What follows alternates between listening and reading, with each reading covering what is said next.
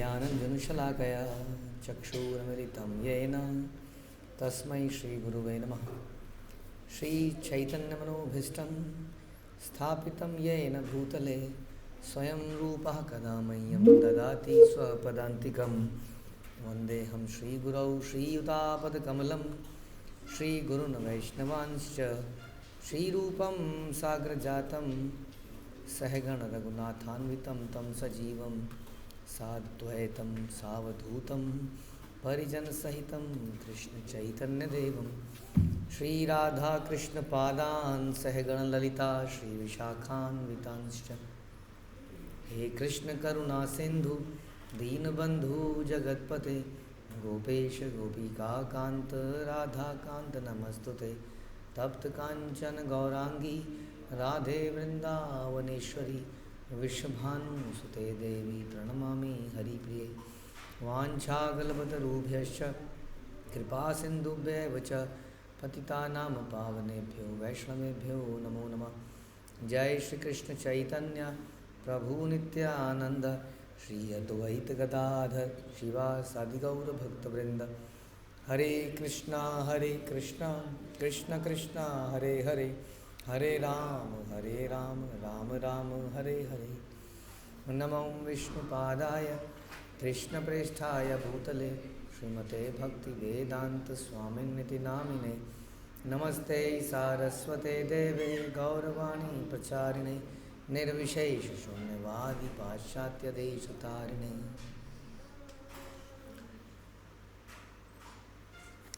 हरे कृष्णा।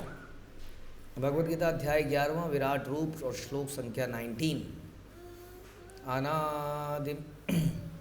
अनादिमध्यन्तम् अनन्तवीर्यम् अनन्तबाहुं शशिसूर्यनेत्रं पश्यामि त्वां दीप्तिहुताशुवक्त्रं स्वतेजसा विश्वम इदं तपन्तम्।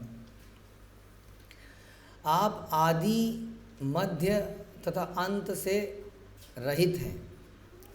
आपका यश अनंत है। आपकी असंख्य भुजाएं हैं और सूर्य तथा चंद्रमा आपकी आँखें हैं। मैं आपके मुख से प्रज्वलित अग्नि निकलते और आपके तेज से इस संपूर्ण ब्रह्मांड को जलते हुए देख रहा हूँ।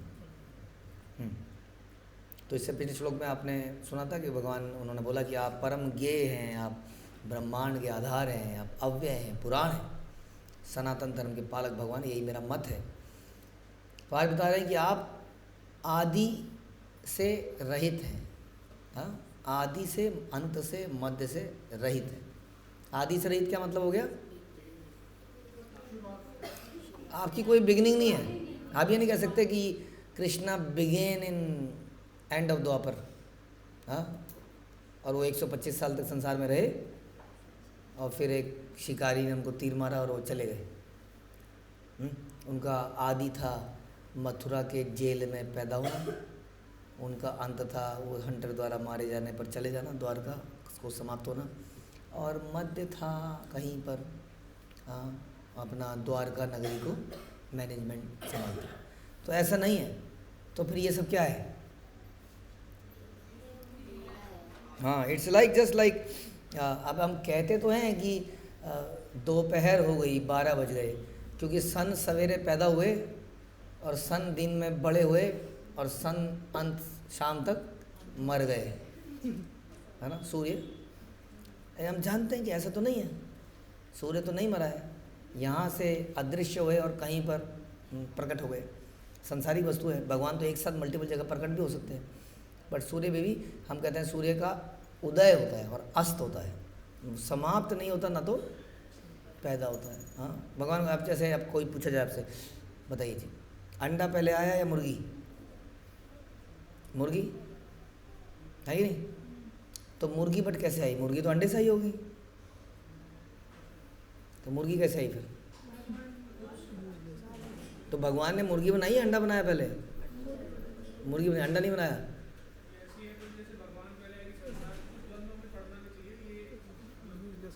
तो बहुत सारे डिस्कशन है इसके ऊपर लंबे चौड़े कि नहीं पहले ऐसा आया होगा, पहले ये आया होगा, नहीं पहले तो यही आया होगा। जैसे साइंटिस्ट लोग कहते हैं कि कहीं पर कुछ पानी गिराया, कुछ नमी पैदा हुई, कुछ कुछ हुआ, कुछ कीटाणु पैदा हुआ, कीटाणु वहाँ से क्या निकला? अंडा। अंडा ही तो निकलता है ऐसी जगहों से, ऐसी जगहों से अंडा निकलता है, और अंडे से कुछ बच्चा निकलता है। तो फिर कुछ ने कहा नहीं, तो ना तो मुर्गी आई ना अंडा आया। वास्तव में मुर्गी तो पहले थी नहीं, मुर्गी से पहले कुछ और था, इवोल्यूशन थ्योरी, और धीरे धीरे बदल बदल के वो मुर्गी बन गया। तो इसलिए ना तो मुर्गी आई ना अंडा आया। हाँ, बात ही कुछ और हो गई। तो ये सब चर्चा हम क्यों करते हैं? क्योंकि हम लोग इस संसार को देखते हैं। इस संसार में क्या है? जातस्य ही ध्रुवो मृत्युर, और ध्रुव जन्म मृतस्य च। तो हम देखते हैं संसार में कि जो चीज़ पैदा हुई है उसका मरना निश्चित है, और जो मरा है उसका पैदा होना भी निश्चित है। जो चीज़ बनाई है वो समाप्त होती है। घर बनाया है, घर 100 साल 200 साल में ढह जाता है, दूसरा घर बनता है। आदमी आता है चला जाता है, कपड़े आते हैं कपड़े फट जाते हैं। कोई चीज़ ऐसी नहीं देखी जो परमानेंट है, हाँ, या जिसका कभी आदि ना हुआ हो और जिसका कभी अंत ना हुआ हो। इसलिए हमें ऐसा लगता है कि ऐसा कैसे हो सकता है कि भगवान का क्रिएटर कौन बताइए? सुपर भगवान। भगवान का creator must be super God, और सुपर गॉड का क्रिएटर, उसका भी तो फिर क्रिएटर होना चाहिए ना कोई, सुपर गॉड, और उसका सुपर गॉड। तो इसको ख़त्म कहाँ करें? तो जो ख़त्म जहाँ पर होता है ना, ये उसी को कृष्ण कहते हैं। Is the first one. जैसे कि आप चलेंगे तो आप जीव पे जाएंगे, जीव से चलते चलते आप ब्रह्मा जी पर पहुँचेंगे, ब्रह्मा जी से और ऊपर उठेंगे तो शिव पर पहुँचेंगे, शिव से और ऊपर उठेंगे तो विष्णु पर पहुँचेंगे, फिर विष्णु के अलग अलग वैरायटी पर पहुँचेंगे, हाँ, फिर अनंत शेष पर, फिर संकर्षण प्रद्युम्न अनिरुद्ध प्रद्युम्न, हाँ, फिर से संकर्षण बलराम, तब जाकर जो अंत में आएंगे पहुँचेंगे आप कहाँ पहुँचेंगे? वो कृष्ण। गोविंदम आदि पुरुषम तम हम भजामि, ऐसा सारे शास्त्र कहते हैं। क्योंकि हम लोगों ने इस रिलेटिव संसार को देखा है जहाँ पर हर वस्तु का उदय होता है और हर वस्तु अंत हो जाती है। इसलिए हमें लगता है कि भगवान का भी कोई ऐसा नहीं है, हर कोई क्रिएटर है, या तो फिर इस बारे में चर्चा ही मत करो, ऐसा कैसे हो सकता है? क्योंकि पहला क्वेश्चन आता है, अच्छा भैया बताइए भगवान को किसने बनाया? हाँ, तो भगवान को किसी ने नहीं बनाया। इवन जीवात्मा भी शुरू से एग्जिस्ट करती है, ऐसा हम सुनते हैं। जैसा प्रभुपाद अक्सर कहते हैं कि शरीर में हाथ पहले आया या पैर पहले आया या आँख पहले आई या नाक पहले आया, तो हम क्या मानते हैं? शरीर तो एक साथ ही आया। वैसे ही हम लोग भगवान के शरीर के अंश हैं, हाँ, अलग अलग। तो हम कब आए? जब भगवान थे, तब से हम हैं। भगवान कब से हैं? भगवान हमेशा से हैं, इसलिए हम भी हमेशा से हैं। लेकिन इस संसार में ऐसा कुछ एग्जाम्पल हमें दिखता नहीं है, इसलिए हमारी विज़न लिमिटेड रहता है संसारिक। इसलिए हम कभी इस बात को समझ नहीं पाते कि how can be he is God. हाँ, इनसे पहले कौन था, पहले बताइए। तो ये अक्सर चर्चा का विषय रहता है। लेकिन यहाँ बता रहे हैं आप आदि हैं, आपसे पहले कोई नहीं था। हाँ, आप बिगिनिंग है, कहीं तो किसी चीज़ की बिगिनिंग होगी। वो बिगिनिंग जो है वो कृष्ण है वास्तव में। शास्त्र को बताना है, अर्जुन यहाँ पर कृष्ण होता है। आपका कोई मध्य भी नहीं है और अंत भी नहीं है, ना ही आपका कभी अंत होता है। हाँ, जैसा हम सुनते हैं कि भगवान का कभी अंत नहीं होता, वो कभी बूढ़े नहीं होते, कभी बीमार नहीं पड़ते, क्योंकि ये सारी व्याधि, जन्म जरा मृत्यु व्याधि, ये इस संसार में है। आध्यात्मिक जगत में तो है ही नहीं। तो आध्यात्मिक जगत में आप और हम भी, हमारा भी कभी अंत नहीं होता है, और हमारा भी, हमें भी कभी बुढ़ापा नहीं आता है। इसीलिए जीवात्मा इस संसार में अमर होना चाहता है, क्योंकि वो अमर ही है। लेकिन इस शरीर के साथ वो अमर नहीं हो सकता। क्यों? क्योंकि शरीर तो पहले से ही डेड है। डेड वस्तु को लाद के आप चल रहे हो और कहते हो मैं अमर होना चाहता हूँ। डेड वस्तु को त्याग दीजिए, आप अमर हैं। तो इसलिए हमारा भी कोई अंत नहीं है, लेकिन इस बद्ध अवस्था में हमारा अंत होता है। तो हमारा अंत किसको कहते हैं फिर हम, जब हमारा अंत होता ही नहीं है हमारा? तो इस संसार में हमारा अंत क्या है? मृत्यु क्या है? व्हाट इज़ मृत्यु? एक शरीर से जब हम दूसरे शरीर को धारण करते हैं उसको हम मृत्यु मान लेते हैं। जब आप शर्ट बदलते हैं तो क्या आप कहते हैं कि मेरी शर्ट की मृत्यु हो गई और आज दूसरी शर्ट का जन्म हुआ है, मैंने पहन ली है? लेकिन शरीर के लिए तो हम ऐसे ही कहते हैं ना। क्यों नहीं कहते कि आप शरीर की मृत्यु हुई? क्यों नहीं कहते आप शरीर की मृत्यु हो गई? क्योंकि शरीर जिंदा कब था? वो शर्ट जिंदा कब थी? शर्ट कभी जिंदा थी? लेकिन जब पहनी जाती है तो उसकी शेप आ जाती है कुछ, नहीं तो उसको हैंगर देना पड़ता है, वरना ऐसी लटक जाती है। वैसी शरीर के अंदर शेप है। कब तक है? आप देखिए आत्मा के निकल जाने के बाद देखिए 1 दिन 2 दिन 3 दिन रखिए कैसा शरीर होता चला जाएगा। हाँ, और ऐसे बिल्कुल ठीक चल रहा है। तो इसके अंदर जो शेप है, जो सुंदरता है, वो कब तक है? जब तक इसके अंदर आत्मा है, उसके बाद नहीं है। तो ये तो हमेशा से डेड था, इसलिए वास्तविकता में मृत्यु जैसी कोई चीज़ है ही नहीं, जैसे शर्ट की कभी मृत्यु नहीं होती। तो आप अंत से रहित हैं, जीवात्मा भी अंत से रहित है, वास्तव में आप भगवान हैं। आपका यश अनंत है। यहाँ थोड़ा फर्क पड़ जाता है कि भगवान अनंत हैं और हम लिमिटेड हैं, सूक्ष्म हैं। हाँ, ऑल्दो हम दोनों ही अनंत हैं इन द सेंस कि अंत नहीं है हमारा, लेकिन अंत ना होने के बाद भी वो अनंत हैं और हम उनके अंश हैं। उसी तरह से हमारा यश कहाँ है? हमारा यश एक लिमिटेड रेंज में है। माना मेरे घर के अंदर ही मेरे को लोग मानते हैं, बाहर तो कोई मानता ही नहीं है।